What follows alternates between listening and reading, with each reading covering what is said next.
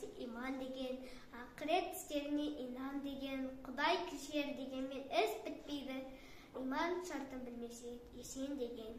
Екіншісі керек нәрсе ақыл деген, ақылсызы тауық бұзағы тақыр деген.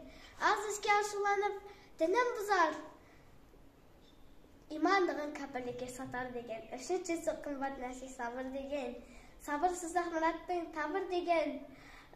Әр істен сабырсыздық тәуе зорлық, сабырсыздық басқа пәле салар деген.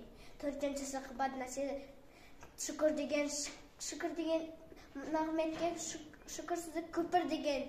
Жақтан жерден Құдай кешірер дегенмен қорлық, себепсізде тура жолмен жүгір деген. Бесіншісі қымбат нәрсе әдеп деген, әдепсізде иман тұрған ғажап деген. Кәпірлікке тұрмағандай әдеп деген махаббатқа себеп деген.